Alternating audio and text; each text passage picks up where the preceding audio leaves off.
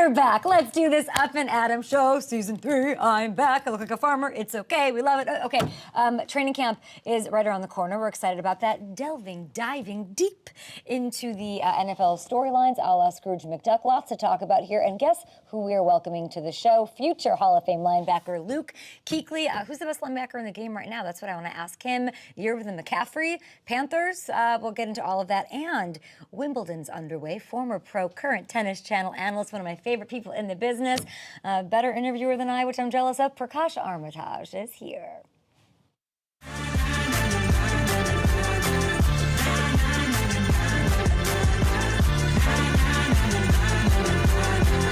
All right, we're back. Light it up. I'm so excited to be here. Team No Sleep all the way. What have you guys been doing? I'm looking at the YouTube chat. Thanks for joining us. Season 3 is underway, guys. Training camp is here. It's kind of hard to believe, but there are camps opening over the course of the next week. The Ravens, my favorite team in the entire NFL, the Ravens, who I love, they have their rookies reporting this Saturday. It's unbelievable. There's other teams, the defending Super Bowl champion Chiefs, you got the Bills, the Bears. They are kicking off and getting things going about a week from today, which is very exciting. At Up and Adam show with the big storylines. I was on Instagram this morning getting some questions, a lot of questions about Chicago.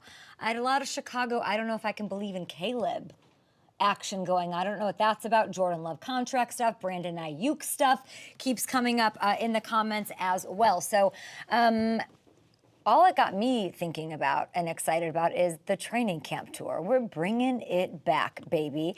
I'm going to be hitting up as many camps as possible this summer, and I would like to know where to go. This is the end of July into August. We're gonna hammer out some details. We're talking to teams. Things are coming together. There's joint practices and the Hall of Fame game and all of these things to account for. So it's kind of a big puzzle piece, but we're digging into that. WhereShouldIGo.com. Please hit me up on social or in the chat. Welcome back. Used to be a black coffee drinker. Here it is. Oh, now you're a matcha girl. I can't drink matcha. I would literally be I would be bouncing like a pinball machine around the studio. Can't handle it. Can't wait to see Saquon in Eagles gear in Brazil up against maybe a newly paid Jordan Love. It'll be so fun. I cannot believe the season's almost here. That's right, season 3, Hayride at 5. I don't know if it's like Hayride or if it's like I'm just vibing with Vince Wilfork. Isn't this like, overall's all, from an NFL perspective, always remind me of Vince Wilfork, but at least I've got something underneath. He didn't, and I respect him for it.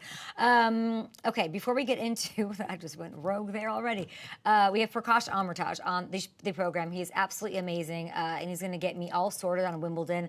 Coco Gauff loses inexplicably yesterday. What happened between her and her coach, of course, and Iga, my girl, like Viva la Polska, like who's going to win this thing now? Who's going to take it for the women? And I believe we have Alcaraz today playing Tommy Paul, or no, that's tomorrow.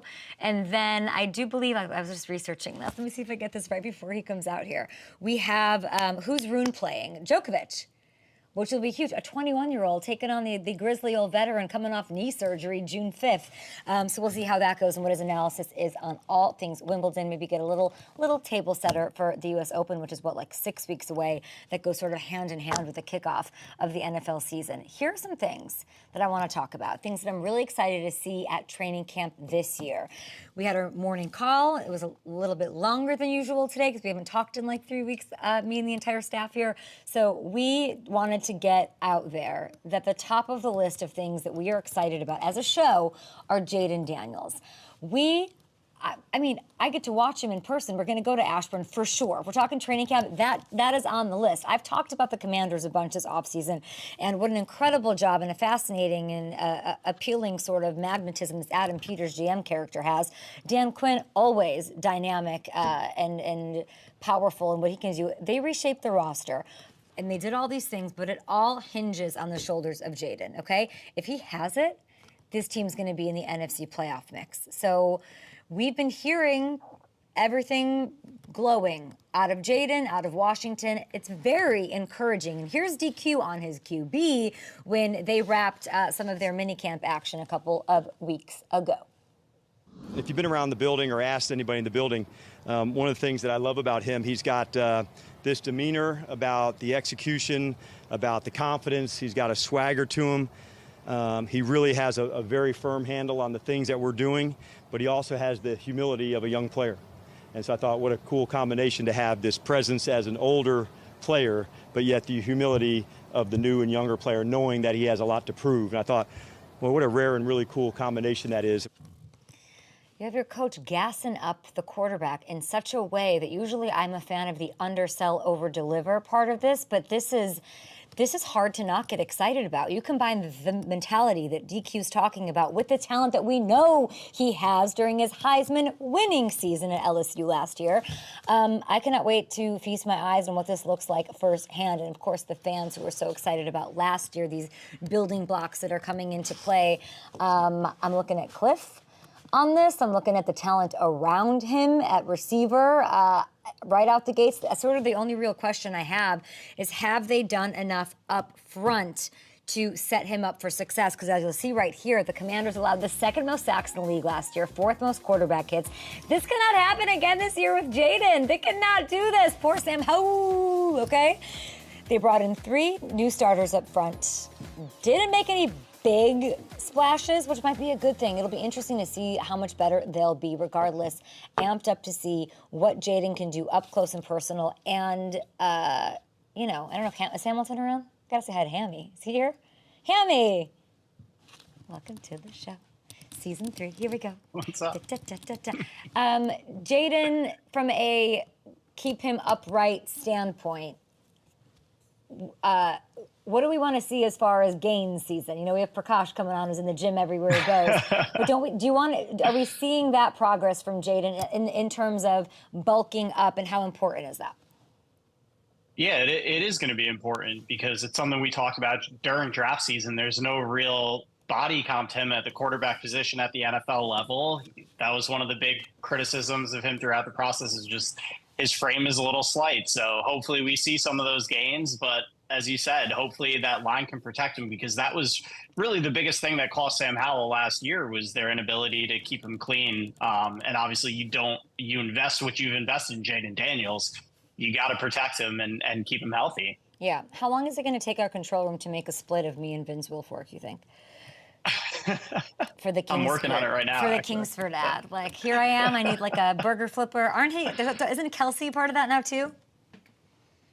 I'm not sure. Isn't Jason Jason Kelsey? Isn't he into the Vince Wilfork? Did I make that up? Did I have a dream about that or something? Somebody tell me I'm not crazy. Isn't there a commercial with Jason? Isn't Jason Kelsey the new? Is it in Kingsford? I don't know.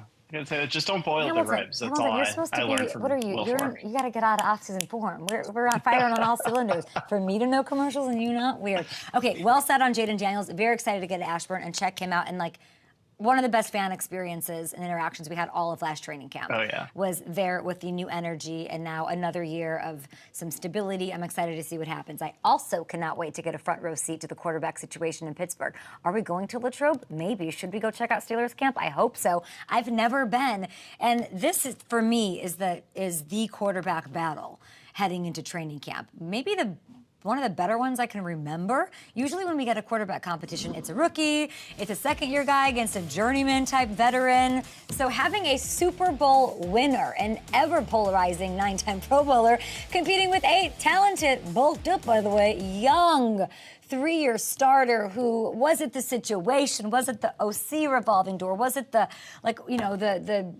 non- functioning Chicago organization, whatever, that held Justin Fields back? There's no apples to apples comparison that we could find here. Hamilton said Joe Montana, Steve Young, maybe in the ballpark of this.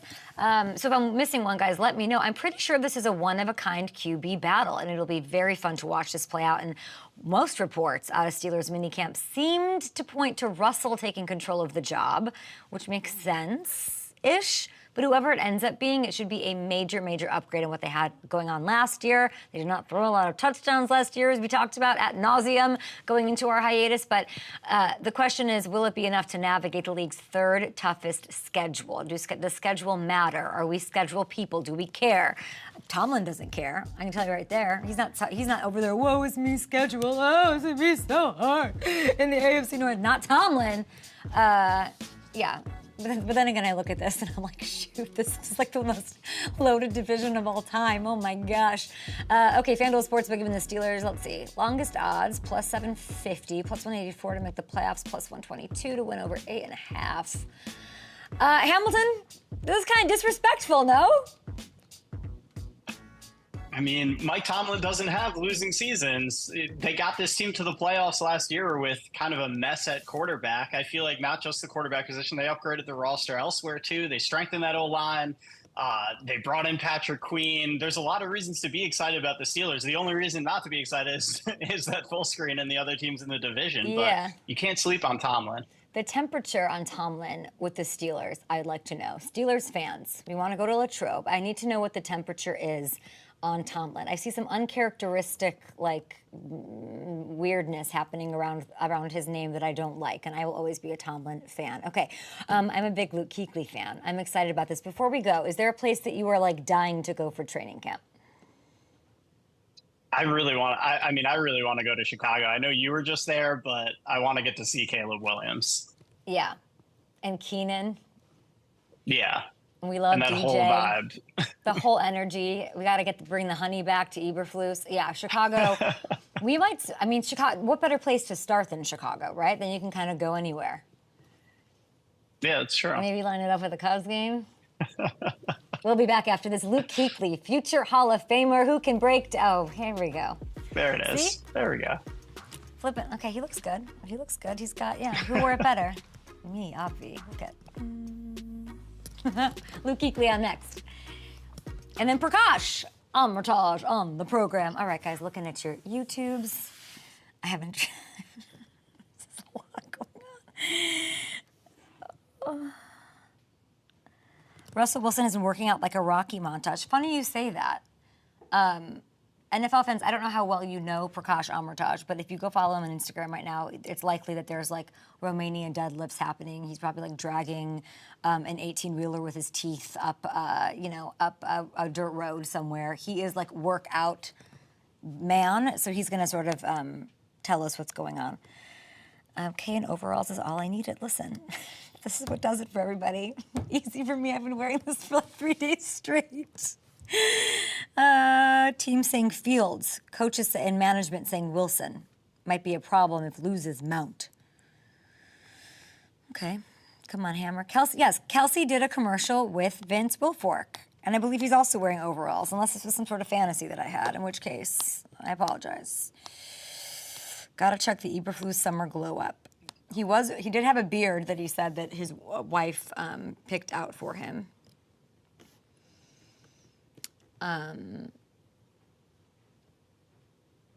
Do we have this Parsons thing queued up right now? Yeah.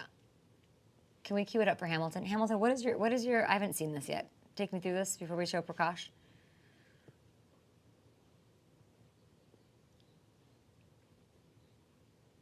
Why are you so fascinated by this? It's just another one of these workout videos that just seems unnecessary. Why are there kettlebells swinging from the bar here? I feel like someone's going to lose an eye. This is... I like it. Why can't you just add more weights to the bar? Why does it have to be this? See, like this. See, I look at this and I'm like, this doesn't look like there's any degree of difficulty. Why is this? You know, this is my issue. Like, I don't know what I'm looking at. Is that hard what he's doing there? Like running in the sand hard. This I get. I've tried to do this. Yeah. That's not okay. Turning those corners, that's pretty cool. Like how heavy is that? I don't know. Is it the pace that he's doing it? What am I impressed by? The amount of reps? I don't know. I wish I knew more about working out. That's yeah. Yeah, I'm more in that. Like, listen, when Stephon Diggs is on that Pilates machine and he falls off, that's my wheelhouse. I know what life is like. So we'll get to that in a little bit. We've got Luke Kuechly on the program, guys. Always exciting to talk to him. Any NFL storylines you guys want me to make sure to hit with him? Is Kuechly good to go? I'm overly caffeinated. I am off my rocker. Sorry, I just swore. Oh God. Well, let's go. Kuechly. Captain America. Here we go. All right, welcome back to Up and Adam Season 3 premiere. Big show. We'll go over some Wimbledon, a little tennis. backhand, forehand, all those things. A little Coco Gauff talk with Prakash Amritraj in a little bit. But my guest right now, 5-time All-Pro, good friend of the show, 7-time Pro Bowl linebacker, Panthers radio analyst Luke Kuechly. Are you already studying for the season? Like, what does that even look like? I'm getting excited. Our youth football season has already started, and that always starts before the NFL does. So now I'm starting to dive in and see kind of what's going on. I'm excited for our Panthers. I get excited every year. I think there's a lot of good energy over there, so I'm always looking forward to getting out there the first game and seeing what our guys are all about. Well, wait, how's the youth football thing going? Because I know that's like huge in your world, and you do it with a bunch of great friends of yours. Give me the rundown. Give me the scouting report on your team.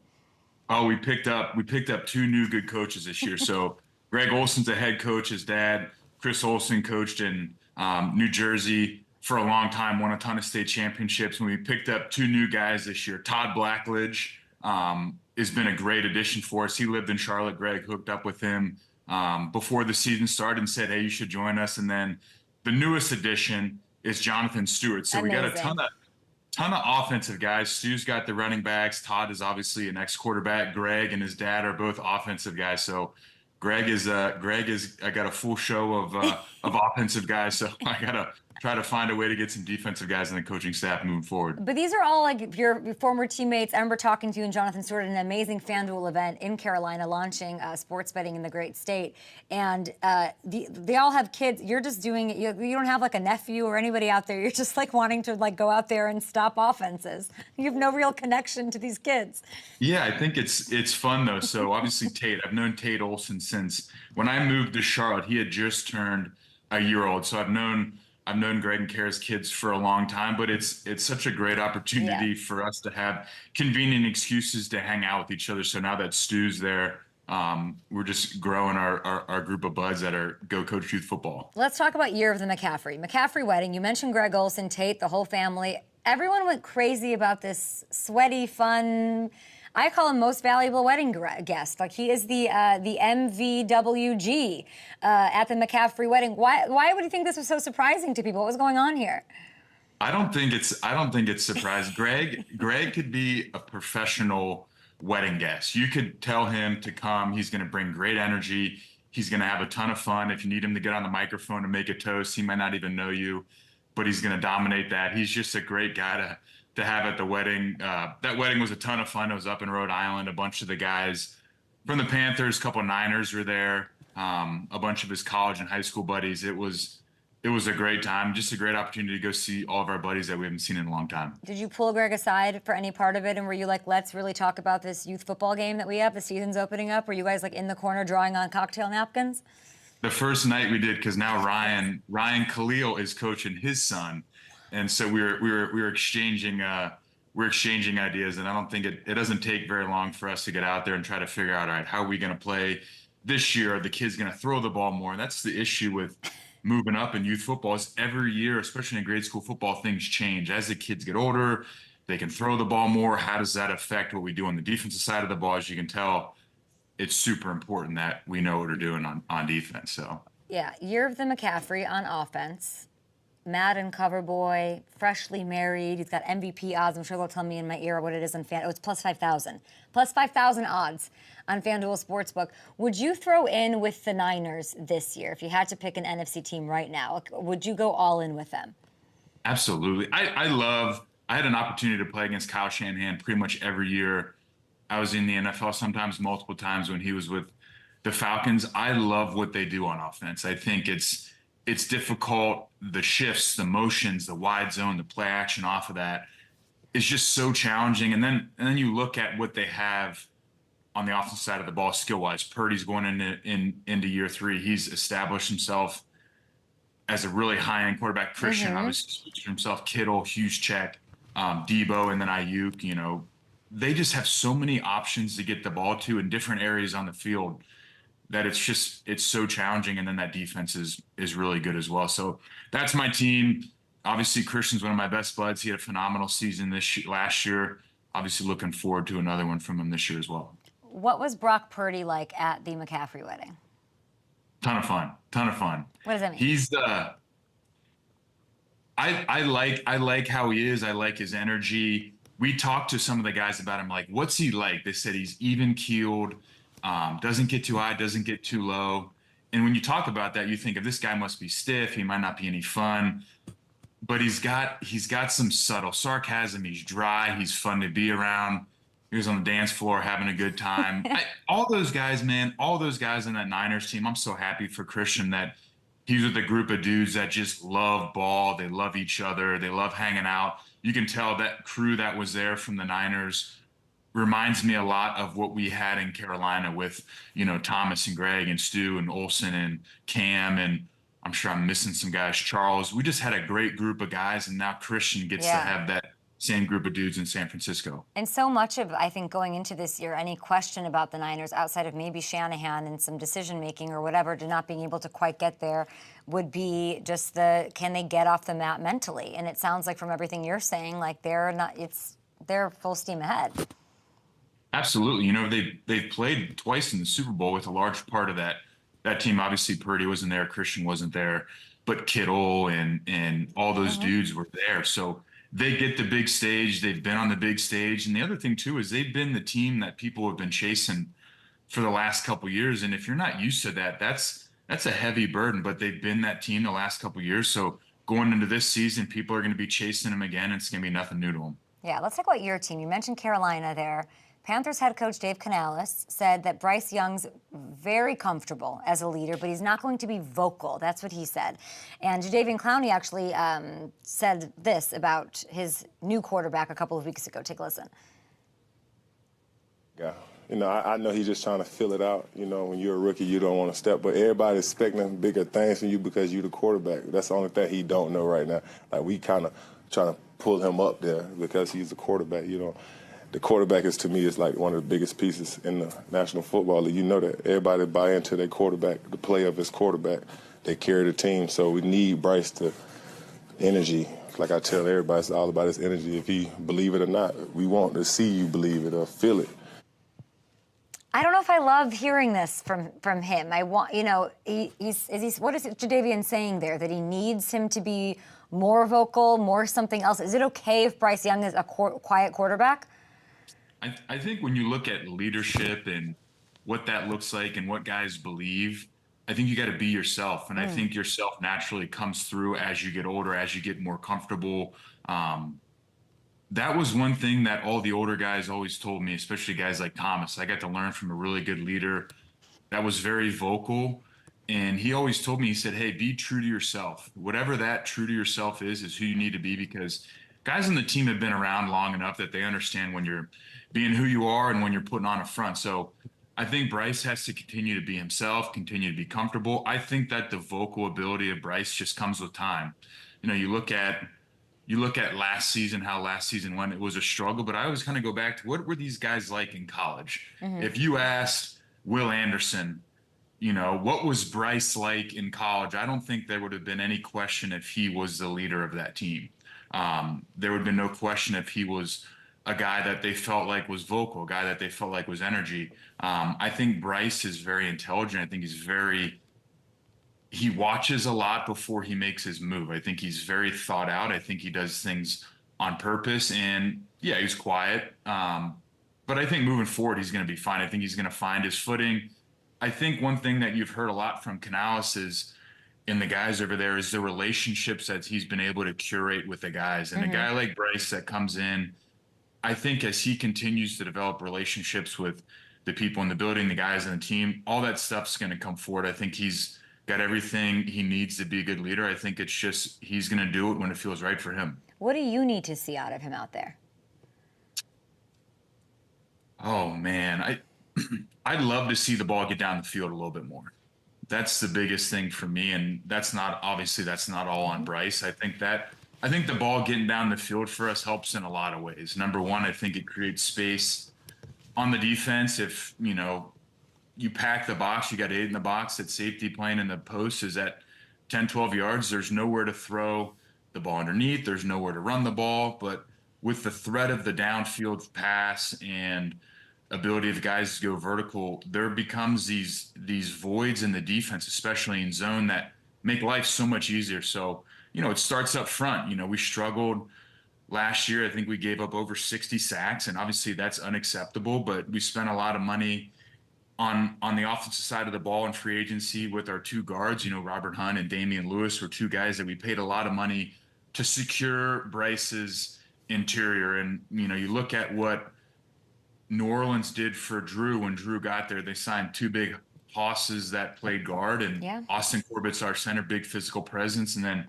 Taylor Moton's been a rock on the right side for a long time. And then we need a little bit more from Icky this year moving forward, and he even admitted that. So I think some space on the field helps a lot, and I think that starts with our guys up front, and Dan Morgan and the coaches have done a good job of addressing that issue this offseason. And then do you have faith? Is Xavier Legette, is Deontay Johnson, are those the guys that can open it up? And I'm looking at like the weaponry around this young quarterback, pun intended, to sort of get it done. Are these the guys to help make it happen?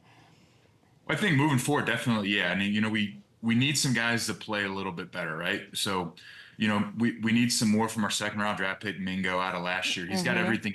Big, he's strong, he can fast. We just need a little bit more. We'd love to get a little bit more from Miles Sanders. But I think, you talk about Legette. The one thing that excites me about him is I feel like he loves football.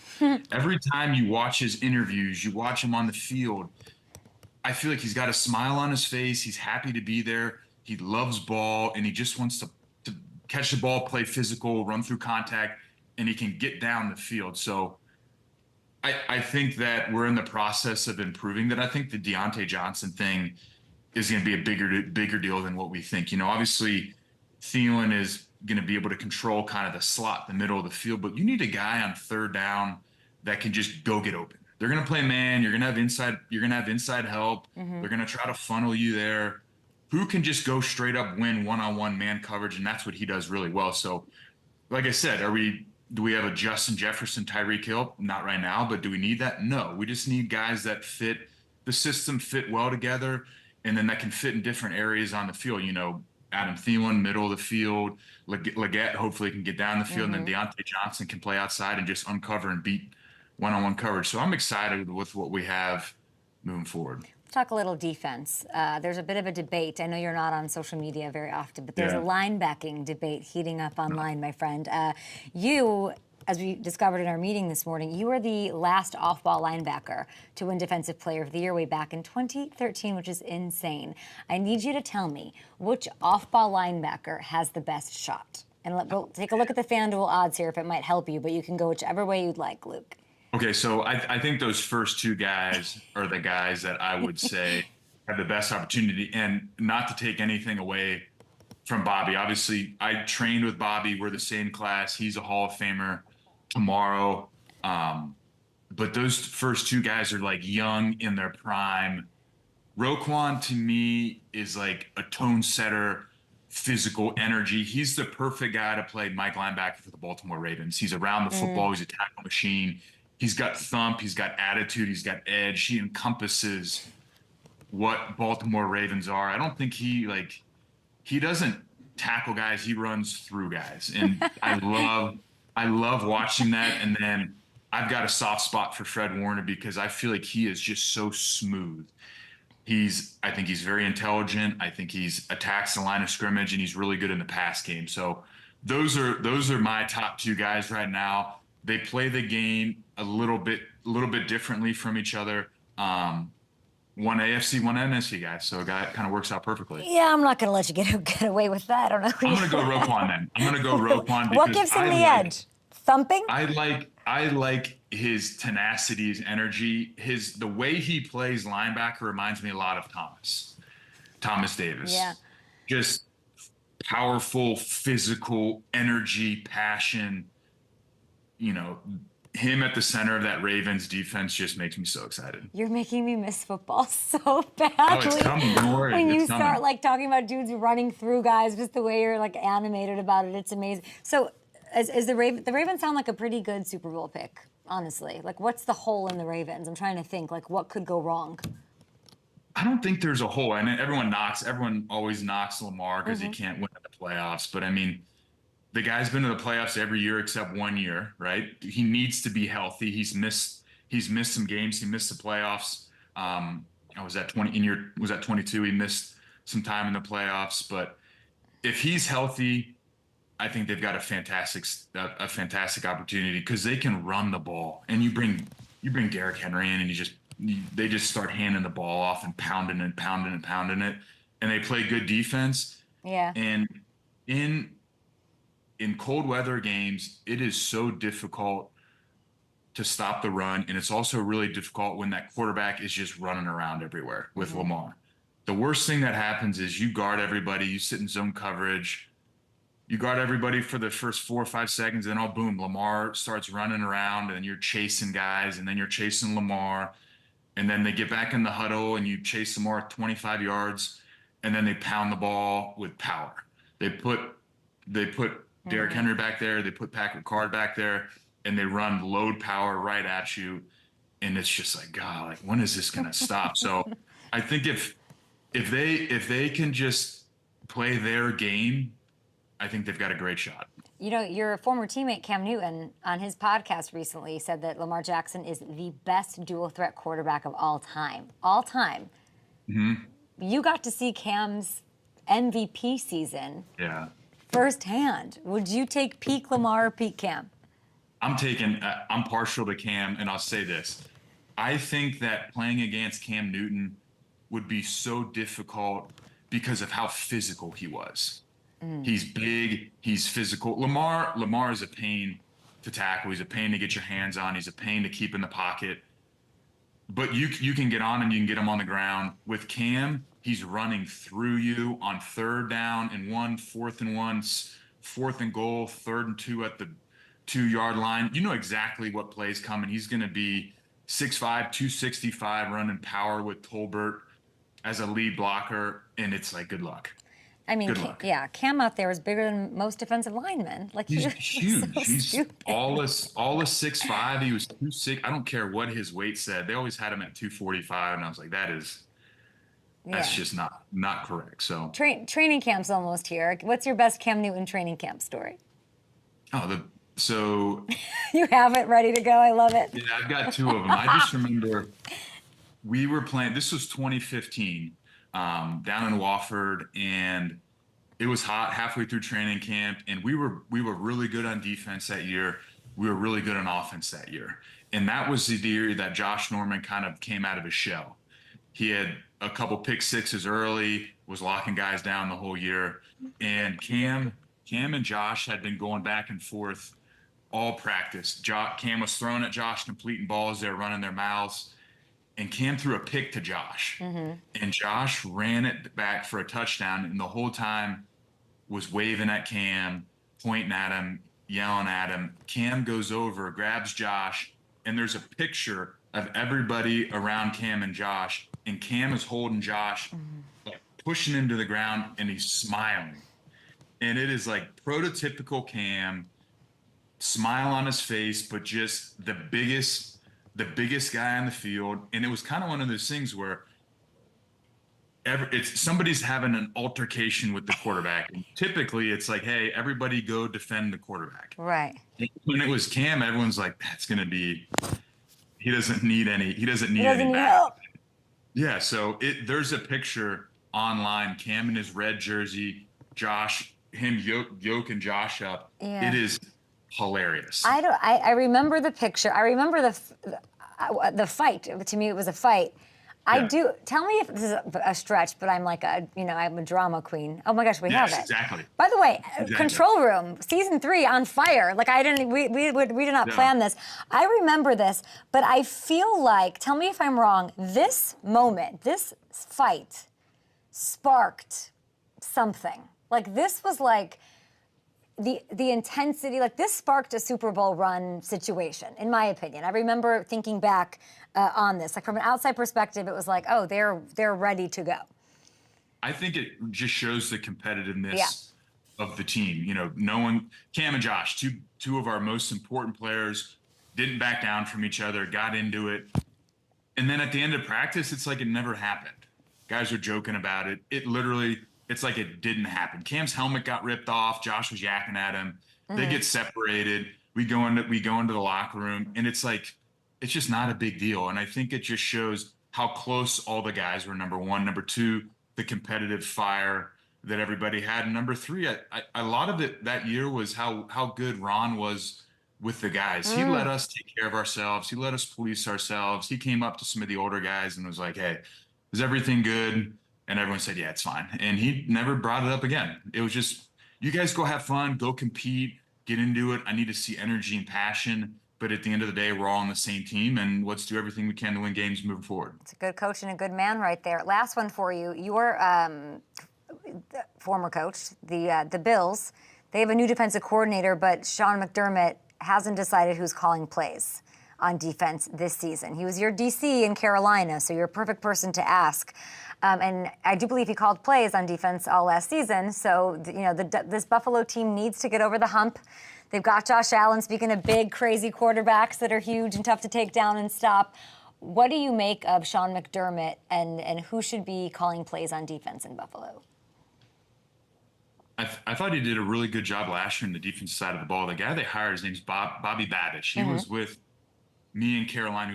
He was on Ron's staff in Carolina when I was a rookie, and he's been up there in Buffalo for a long time. So he gets what they're trying to do. I don't know the direction they're going to go with. I think whether Sean or Bobby calls it, they'll be in good shape. I think what's knocked them the last couple of years is just injuries. Their best guys have been banged up. They've been banged up in the secondary. Obviously, Von Miller missed a lot of time, but I love how McDermott calls games. I loved it when he called him in Carolina. For whatever reason, I felt like we were largely on the same page with what he was trying to do, whether he was pressuring on third down, whether he was playing zone on third down, how he wanted to call his run blitzes.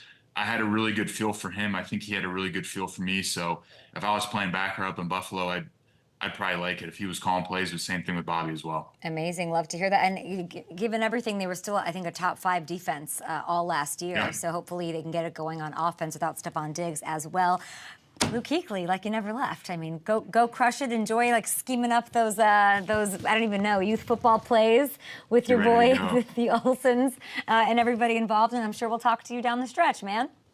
Awesome. Thank you so much. Always good to see you. Luke Kuechly, future Hall of Famer. I'm sure he hates when I say that because that must be nerve-wracking, but here we go.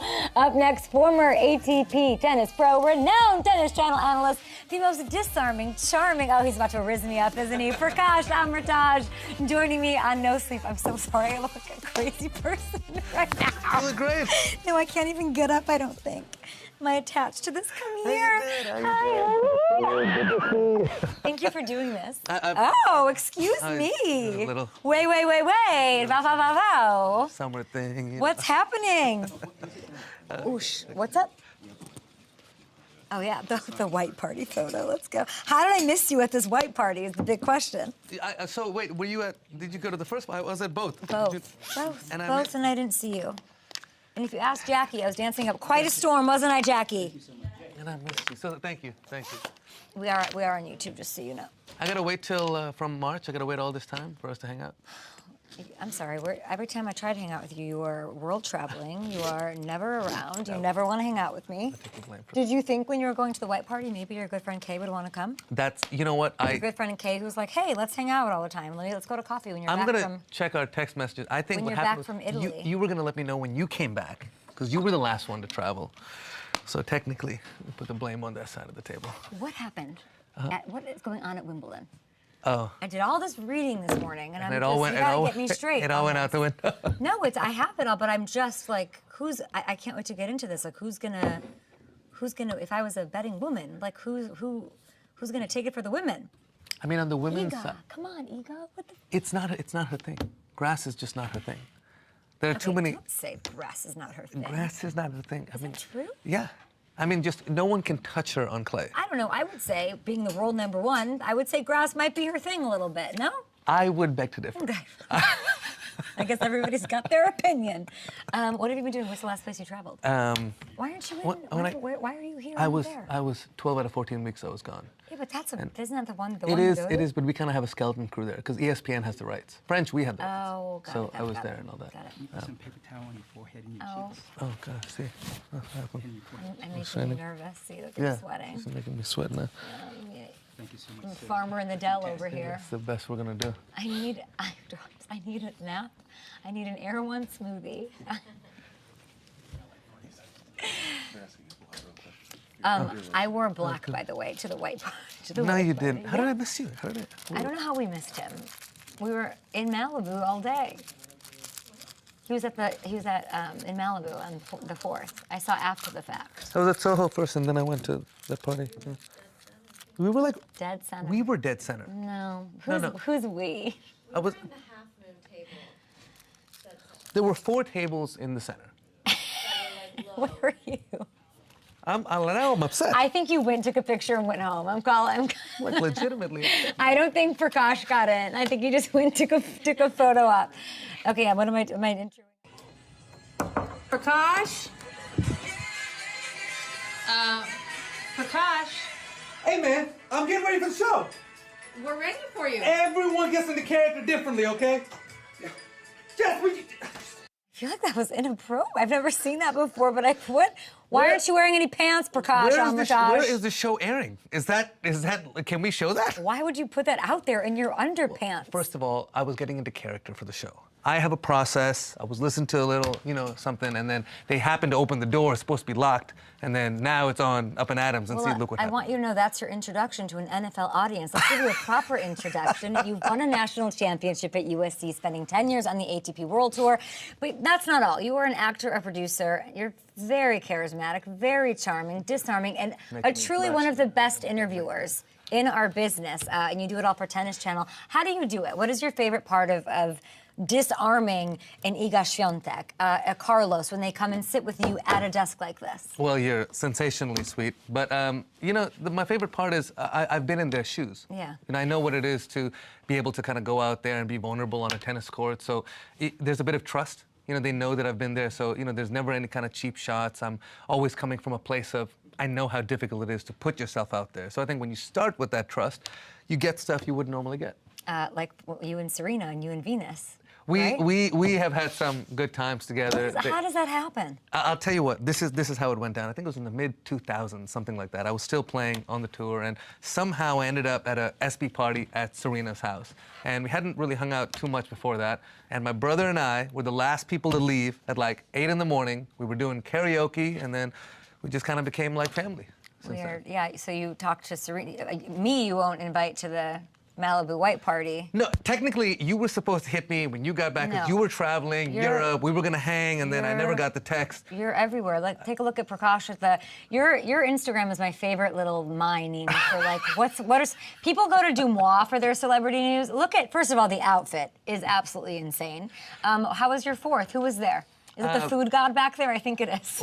There was just about everyone back there. We had a very good, reasonable, well-behaved time. Did you? Yeah. I don't know that I saw a single reasonable, well-behaved person the entire time that I was there. I'm generally absolutely not a drinker. I never touch anything, but there might have been a couple of tequilas thrown. I was going to say, now I realize why we're not friends, because I'm usually drinking and you're working out at the gym, as you always do. Okay, let's get into Wimbledon. Okay. Because, we obviously cover all sports. We love FanDuel, Tennis Channel, all of that. You and I worked together on Netflix. That was a blast. It was so fun. That was a blast. So freaking fun. And that's how I know anything about tennis, is by working with you. And you were so amazing. But Wimbledon, I was really surprised about Coco. Because once Iga got bounced, I felt like all the steam was like, Coco can do this. She gets bounced by Emma Navarro, who's got all the confidence in the world right now.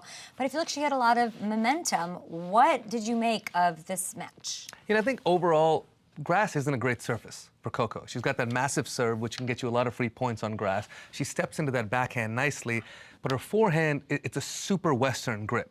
And that means you need a little bit extra time. Coco likes the ball to come up a little bit, have the ball a little bit higher. On grass, everything stays nice and low. You see the way Djokovic moves. There's no one in the world that moves better on grass than Djokovic. He's so low to the ground. He shortens up his swings just about 25%, a little bit more compact.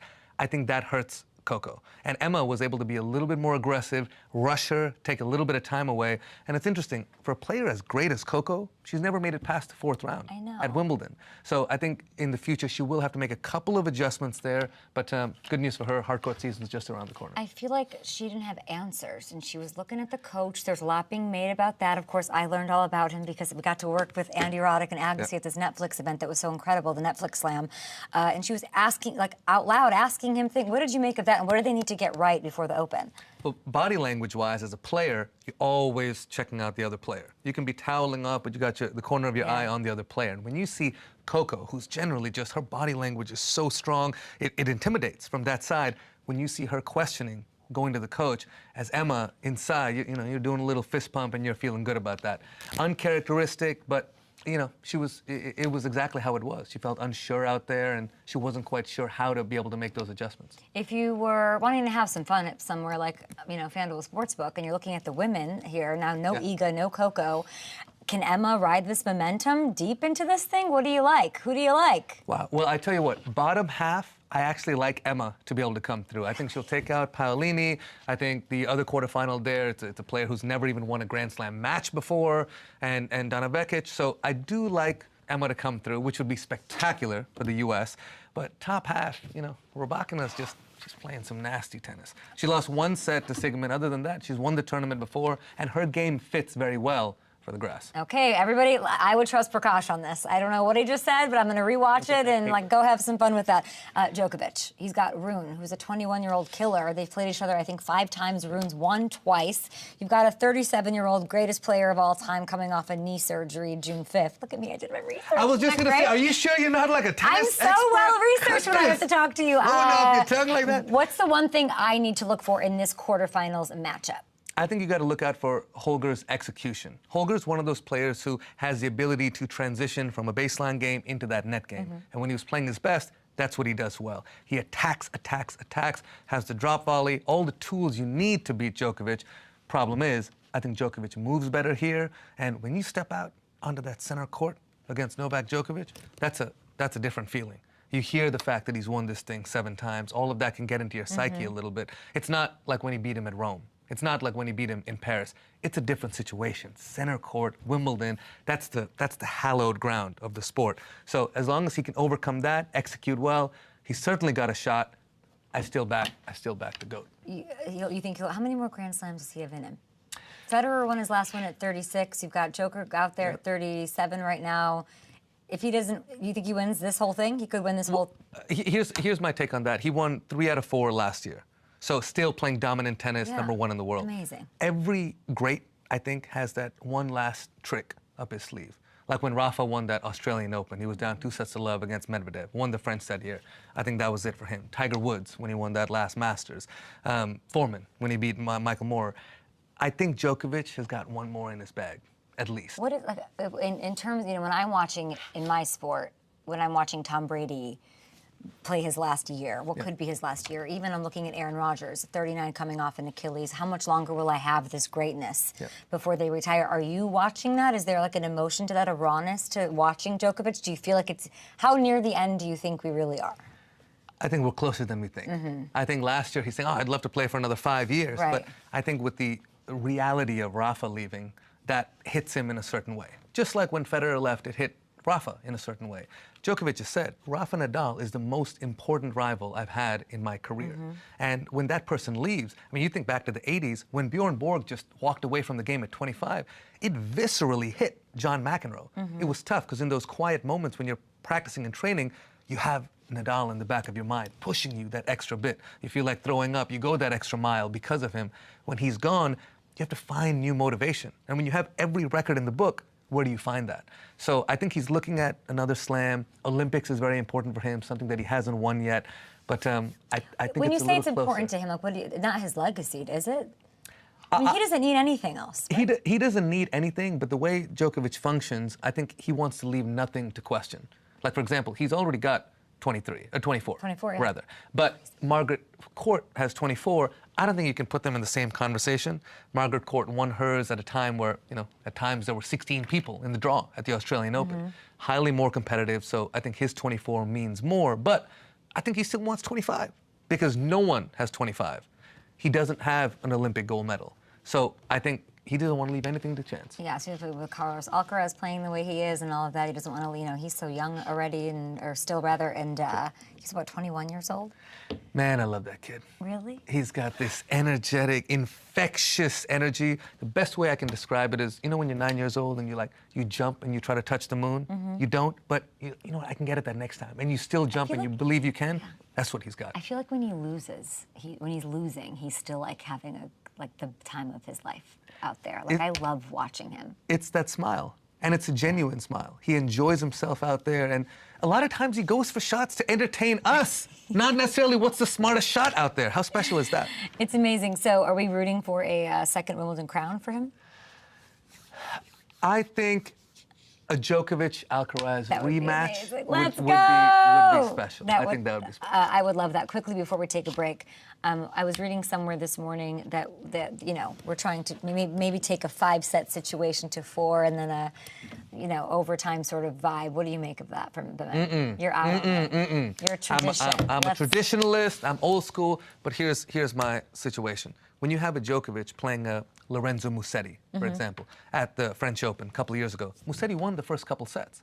So that would mean Djokovic is out of the tournament. But over the course of the long run, the better player generally finds a way. There's a different emotional, physical, and spiritual pacing for a 5-set match in a Grand Slam.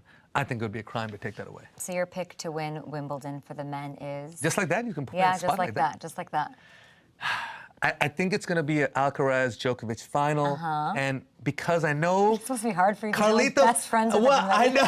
It's got to be so hard. Listen, I know Carlitos is going to win so many slams, so I am hoping for sentimental favor. Djokovic doesn't want your pity sentiment pick. He wants you to think that he's going to mop the floor with Carlito. He's not mopping the floor with Carlitos. But this isn't for Djokovic. This is for us. This is for us. I think it's important where, odds are a little bit against. You're coming back from a knee injury. Two diva talent, making it all about us. All right, we'll be back. We're going to take a short break here. Maybe we'll get into a little Andy Murray. I do want to get into some NFL stuff with you, too. I'm going to make you judge workouts. I think we have that coming up right after this. And we got to talk about VJ in the Hall of Fame. Oh, man. Which is unbelievable. Let's do it right now, and then we'll get it out. Can we do can we talk about VJ? This is happening July 20th. It's amazing. Let me get this right. Your dad's going to be inducted into the International Tennis Hall of Fame. He's an incredible You cannot write the history of tennis without your dad. What is that going to be like? He doesn't want anything for anyone, ever. He only wants every single thing since in my entire life that I've seen him do has been for his parents, for me and my brother, for my mother, everyone else. This he wanted for himself, and he was so emotional when he got it. The guy's my best friend. He's what it is to be a man. Look at that. I still have that same look when I look at him. Look at that look. That's still how I look at him today. He's my greatest hero. What is the one thing that defines Hall of Fame greatness in the man that he is? I think the fact that any win that he's ever had, even when he was 18, 19, and you have this, he was the first professional athlete out of India. People would play sports within India, but they'd still have a job at the government oil company or whatever. He actually did it internationally, and that was the profession where it became okay. People used to laugh at the idea of being a professional sportsman. So he changed the concept that way. But even from then, 18, 19, and he became so famous, it was all about how the world would look at India. So he wanted to behave in a certain way so Indians would look good. He wanted to make sure he was pushing India forward in the political stage, the social stage. Breaking barriers, trailblazing. I think that means a lot more than anything he did on the tennis court. Does it mean more than him hanging out with Leonardo DiCaprio? Do we have that? Do we have the Leo photo? I'll look at this guy. What is happening here? He's the stories that he has from father, like son. This looks like your Instagram. Prakash. Well, by the way, do you have Leo's phone number? Have you been out with Leo? We're not going to. Listen, God. Are you friends with Tobey Maguire? This is not a social discussion here. That's for later.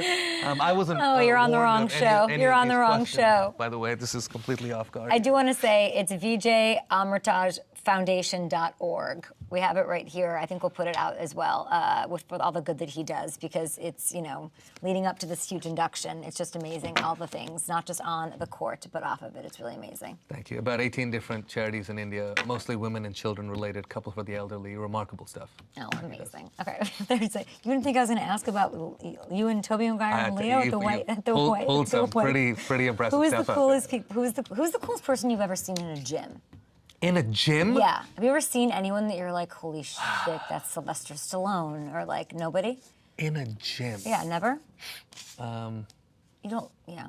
No. I figured you just like saw people all over the world. I mean, there's a handful of people I would love to get a workout with. But, like who? Who's the person? I mean, you got to get a lift with The Rock.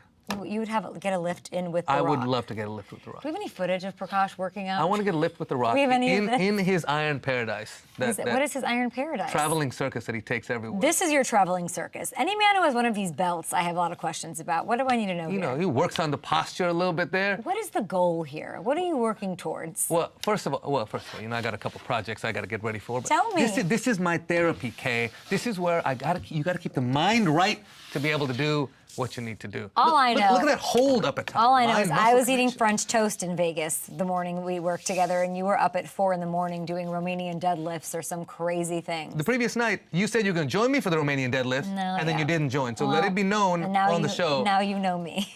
Now you know me. Okay. Flaked on me. I need to just give it, we have 90 seconds left. I need to plug, do you have something coming out? Do you have a movie or something? What is happening? I'll be shooting a couple of films next year, but you know we talk about that when it's ready. But one top of the year, a little rom-com that we got going. Do you do Pilates?